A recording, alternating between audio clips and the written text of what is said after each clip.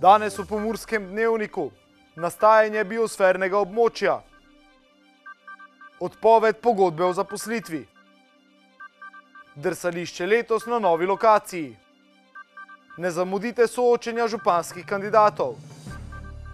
Vreme jutri bo jasno.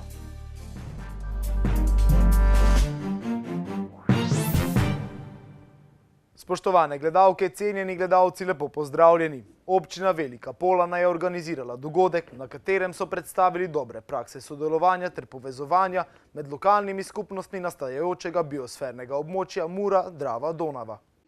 V projektu biosfernega območja sodeluje več držav, ki imajo skupne cilje. Gre za projekt, v katerem Slovenija, Avstrija, Hrvaška, Madžarska in Srbija pripravljamo podlage tako za kasnejšo razglasitev podeželnega biosfernega območja, kot pa tudi pripravljamo tudi že bodoči nabor projektnih predlogov posamezne države, tako na področju turizma, vodarstva, trajnostnega razvoja, tudi na področju kmetijstva. Občina Velika Polana je tudi koordinator nekaterih aktivnosti. V okviru tega našega projekta je zrasla tudi iniciativa za dejansko vzpostavitev produkta kolesarske poti Mura-Drava-Donava. In občina Velika Polana je za Pomurje koordinator teh aktivnosti. Sovpada pa dejansko to tudi izgradnjo murske kolesarske poti na obeh bregovih reke Mure, kjer sodelujemo vse murske občine. Kolesarskim potem in kolesarstvu velik pomen dajo tudi v slovenski turistični organizaciji. Slovenska turistična organizacija je kot glavno vizijo razvoja slovenskega turizma prepoznala trajnostnost in zeleni turizem, kar je tudi edina smiselna pot v prihodnost. Na Slovenski turistični organizaciji to spodbujamo z razvojem zelene sheme, ki vključuje danes že 37 destinacij, spodbuja pa predvsem razvoj takih produktov, recimo kolesarjenje in tako se pravi aktivnega zelenega oddiha. Razvoj takih produktov pa je tudi cilj tega projekta, katerega smo predstavili danes. O revitalizaciji reke Mure je govoril Aleksander Koren. Zavod Republike Slovenije za varstvo narave sodeluje v projektu COP-MDD, sodelovanje Mura-Drava-Donava z zelo pomembno nalogo, ki smo si jo zadali v tem projektu. To je priprava koncepta revitalizacije reke Mure in njenega obrečnega prostora. Oziroma, uradno se to imenuje koncept revitalizacije habitatov območja Natura 2000 reke Mure in priprava koncepta interpretacije narave vzdolž reke Mure. To je naloga, za katero smo pravzaprav kar nekaj let zbirali pogum, da smo se sploh lotili, potem pa še tudi možnost, da smo jo lahko sfinancirali. Projekt je vreden približno 3 milijone evrov. V projekt je vključenih 5 držav, iz katerih prihaja 15 projektnih partnerjev, od vladnih, se pravi občin, regij, do nevladnih organizacij, do predstavnikov podjetij. 10 pridruženih partnerjev, projekt je vreden dobre 3 milijone evrov, kar se potem razdeli na celo to območje. Projekt traja 3 leta in sicer od letošnjega maja pa do maja 2021.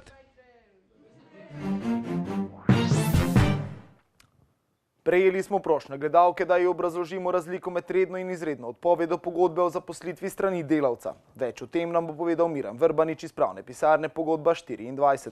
Lepo pozdravljeni. Pozdravljeni. Za začetek dajva gledalkam in gledalcam povedati, kakšna je razlika med redno in izredno odpovedjo.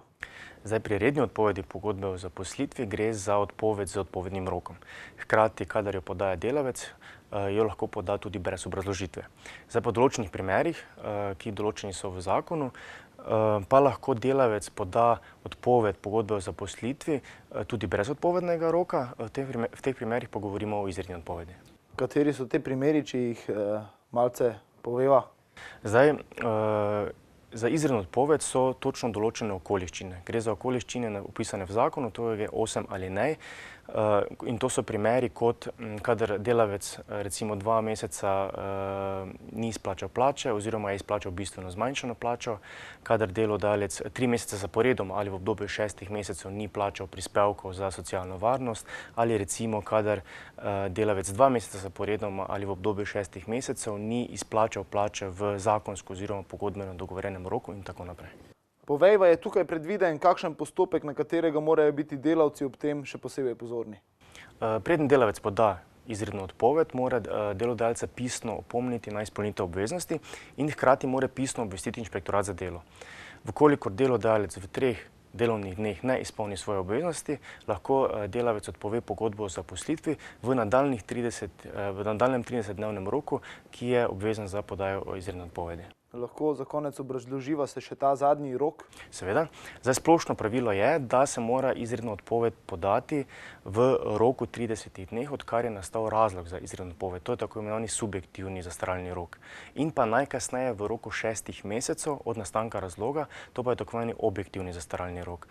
Zdaj, v praksi je pa potrebno razumeti te dejanske okoliščine oziroma te primere podrobno, da se razume, kdaj začne dejansko ta rok teči. Je pa pomembno za gledalce oziroma tudi za vse delavce obrazložiti, da stranka, ki podaja izredno odpoved, na njej leži to dokazno breme, da dokazuje nastanek teh dejanskih okoliščin. Gospod Vrbanič, hvala za obisk v našem studiu in za vsa ta pojasnila. Hvala vam. Drsališče v Murski Soboti bo letos zaživelo na novi lokaciji. Za zimske radosti bo tokrat poskrbljeno na drevoredu Martina Lutra med občinsko zgradbo in Trgom Zmage. Drsališče na drevoredu Martina Lutra bo pravokotne oblike, umeščeno med obe liniji dreves in bo merilo okrog 600 kvadratnih metrov. Ob drsališču bo prostor za obratovalni in servisni del, mesto za izposojo drsalk in prostor za pripravo drsalcev. Izbrani izvajalec bo imel ob drsališču tudi svoj gostinski objekt. Kot minula leta bo zagotovljeno brezplačno drsanje za občane mestne občine Murska Sobota in nepridobitne institucije sedežem v mestni občini. Kot dodajo na soboški občini, je začetek obratovanja drsališča predviden na dan, ko v središču mesta poteka tradicionalno Mikloševo senje 6. decembra. Ta dan bodo v mestnem središču prižgali praznično razsvetljavo, še posebej praznično okrašen in osvetljen pa bo tudi drevored Martina Lutra, obljubljajo na občini. Dnevni čas obratovanja bo od 10. do 22. ure oziroma v dovoljenem obratovalnem času 7 dni v tednu, tudi med prazniki in prostimi dnevi. Drsališče bo obratovalo do 24. februarja 2019. Sicer pa bo dogajanje ob drsališču od otvoritve in vse do božiča popestril glasbeni in animacijski program za odrasle in najmlajše. Do božičnega sejma, ki bo od 20. do 22. decembra, bo poskrbljeno tudi za pestro gostinsko ponudbo v prazničnih hiškah ob drsališču.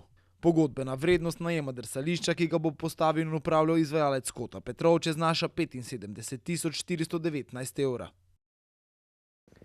Iz Uprave Republike Slovenije za zaščito in reševanje so danes zjutraj sporočili, da je v občini Cankova izbruhnil požar. Danes zjutraj nekaj minut čez 7. uro je prišlo do dimniškega požara v stanovanjski hiši v naselju Krašči. Požar se je razširil na leseni tram in ladijski pot. Odzvali so se gasilci prostovoljnega gasilskega društva Krašči in Cankova, ki so požar pogasili, prezračili prostore in jih pregledali s termovizijsko kamero. Na požarišču je medtem ostala požarna straža, poškodovanih pa naj ne bi bilo.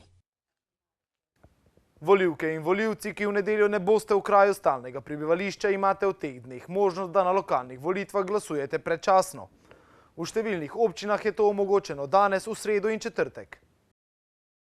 Kdaj lahko volivci predčasno glasujejo, določijo občine samostojno glede na krajevni običaj oziroma potrebe. V posameznih občinah bodo tako volišča za predčasno glasovanje odprta po različnih dnevih. Informacije o možnosti predčasnega glasovanja pa občine objavljajo na svojih spletnih straneh. Volivci lahko predčasno glasujejo na posebnem volišču na sedežu okrajne volilne komisije, na območju katere so vpisani volilni imenik in kjer imajo prijavljeno stalno prebivališče. S seboj pa morajo imeti osebni dokument. Splošno glasovanje o kandidatih za župane in občinske svetnike bo v nedeljo. Za župansko funkcijo se v 212 občinah poteguje 688 kandidatov. Kjer v prvem krogu župana ne bodo izvolili, bo drugi krog 2. decembra. Danes si boste na TV Ideja lahko ogledali soočenje županskih kandidatov v mestni občini Murska Sobota. Poglejte si kraten izsek, celotno soočenje pa bo na vrsti danes ob 18:30 in 20:15. Povedano je bilo pogostokrat, da je glavni vzrok umrljivosti pri mladih ljudeh, da so to PM10 delci. Prosim vas, to je populizem in totalna zloraba podatkov. Jaz sem se hotel pripričati in sem z direktorico Nacionalnega inštituta za javno zdravje v Murski Soboti se usedel in se pogovorila.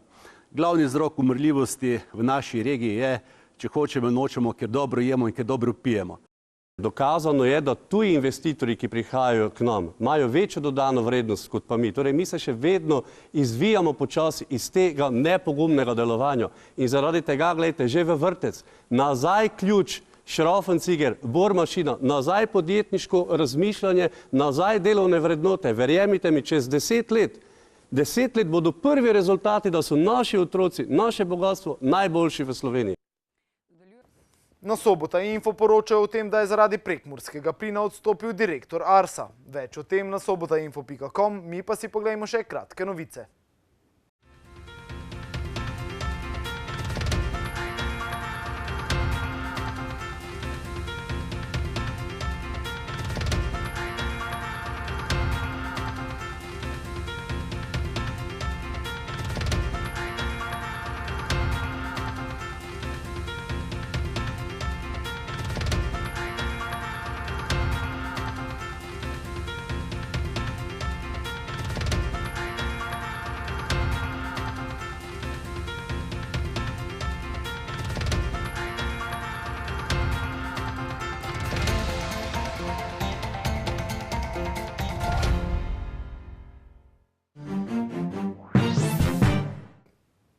Jutri bo na Primorskem in v gorah precej jasno. V notranjosti Slovenije bo sprva pretežno oblačno, čez dan se bo ponekod jasnilo. Več o vremenu pa v vremenski napovedi. Danes smo imeli jasen dan s temperaturami okrog 19 stopinj Celzija. Opoldne ste v Krajinskem parku Goričko in Radencih namerili 9 stopinj, v Murski Soboti 12, v Lendavi pa 14 stopinj Celzija. Jutri bo na Primorskem in v gorah precej jasno.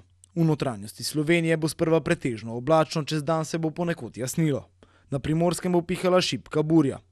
Jutranje temperature bodo v severovzhodni Sloveniji, v Murski Soboti in Mariboru od 4 do 6, dnevne pa od 13 do 14 stopinj Celzija. V četrtek in petek bo v notranjosti Slovenije zmerno do pretežno oblačno. Več sonca bo v gorah in na Primorskem, kjer bo pihala šibka, v petek tudi zmerna burja. Postopno bo še nekoliko hladneje. Temperature v naših krajih se bodo zjutraj gibale od 0 do 3, čez dan pa od 6 do 11 stopinj Celzija. Toliko smo vam pripravili v današnjem Pomurskem dnevniku. Za več informacij obiščite našo spletno stran. Bodite v naši družbi in nasvidenje do prihodnjič.